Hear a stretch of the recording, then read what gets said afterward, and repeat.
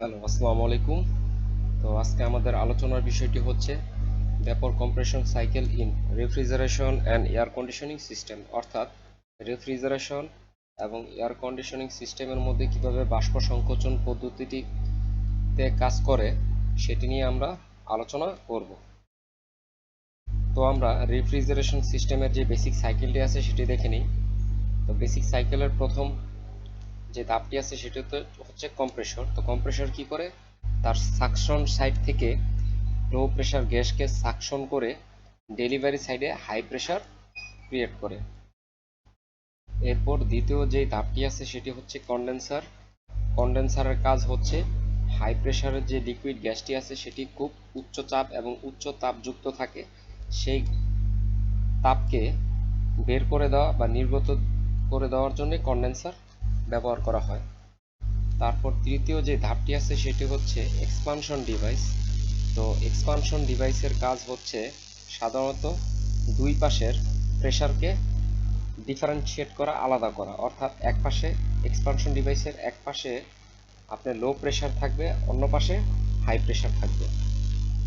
এরপর চতুর্থ যে ধাপটি হচ্ছে সেটি হচ্ছে ইভাপোরেটর। তো ইভাপোরেটরের কাজ হচ্ছে যে এটি কোনো কক্ষ বা রুম বা অভ্যন্তরীণ কোনো স্থানের তাপকে শোষণ করা, এবং তাপকে শোষণ করে ওই স্থানটিকে শীতল বা ঠান্ডা করাই হচ্ছে ইভাপোরেটরের কাজ। তো আমরা এবার ভ্যাপর কম্প্রেশন সাইকেলটি একটু দেখে নিই। তো ভ্যাপর কম্প্রেশন রেফ্রিজারেশন সিস্টেমের যে সাইকেলটি আছে সেটি হচ্ছে, দেখুন এখানে একটি কম্প্রেসর দেওয়া আছে।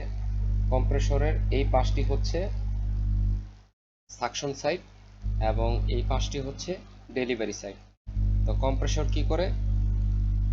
লো প্রেশার সাইড থেকে গ্যাসকে সাকশন করে এই ডেলিভারি সাইডে হাই প্রেশার ক্রিয়েট করে, এবং হাই প্রেশার ক্রিয়েট করার পর এই নল বা পাইপ দিয়ে কি হচ্ছে, হাই প্রেশারের এবং উচ্চ তাপযুক্ত গ্যাস এই কন্ডেন্সারের মধ্যে দিয়ে প্রবাহিত হতে থাকে, এবং এই কন্ডেন্সারে ফ্যান বা পাখা লাগানো থাকে, যার সাহায্যে এই কন্ডেন্সারের যে গ্যাসের যেই অতিরিক্ত তাপ আছে সেই তাপকে নির্গত করে দেওয়ার জন্য ফ্যান ব্যবহার করা হয়।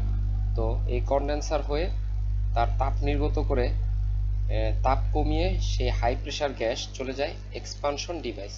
তো এক্সপানশন ডিভাইস আসলে একটি সরু পথ, এবং এই সরু পথ থাকার কারণে এখানে হাই প্রেশারের গ্যাস খুব সহজেই লো প্রেশার সাইডে আসতে পারে না, যার কারণে এক্সপানশন ডিভাইসের এই পাশে হাই প্রেশার সাইড থাকে এবং এক্সপানশন ডিভাইসের অপর পাশে এখানে লো প্রেশার সাইড থাকে। তো যখন এখানে হাই প্রেশারের গ্যাস লো প্রেশারের এরিয়াতে চলে আসে, তখন দেখা যায় গ্যাসটি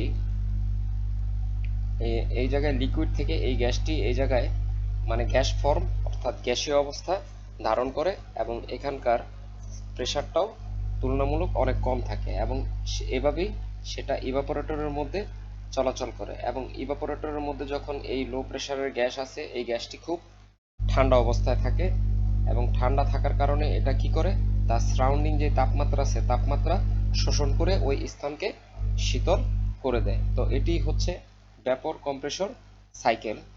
আমরা আরেকটি চিত্রে একটু ভালো মতো বোঝার চেষ্টা করব।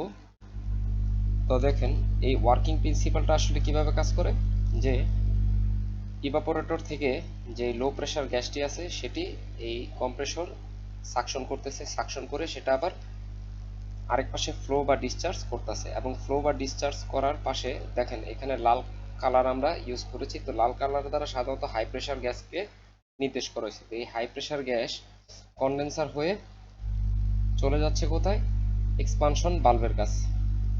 আচ্ছা, এই হাই প্রেশার গ্যাসটা এক্সপানশন বাল্বে যাওয়ার আগে এটা কিছুটা লিকুইড ফর্ম ধারণ করে, এবং এই এক্সপানশন বাল্ব অবশ্যই এর পথটা খুব সরু, যার কারণে এই পাশে সবসময় গ্যাসটা খুব হাই প্রেশারে থাকে, এবং এই সরু পথ দিয়ে যখন গ্যাসটা লো প্রেশার সাইডে চলে আসে, তখন ওই গ্যাসটি আবার কোথায় প্রবেশ করে? ইভাপোরেটরের মধ্যে প্রবেশ করে, এবং ইভাপোরেটরের মধ্যে প্রবেশ করলে এই ইভাপোরেটরটা খুব ঠান্ডা হয়ে যায়, এবং এটা কি করে, তার আশেপাশের সারাউন্ডিং যেই হিট আছে হিটকে অ্যাবজর্ব করে নেয়, এবং অ্যাবজর্ব করার মাধ্যমেই সেটা কোনো স্থান বা কোনো কক্ষের তাপমাত্রাকে কমিয়ে দেয়।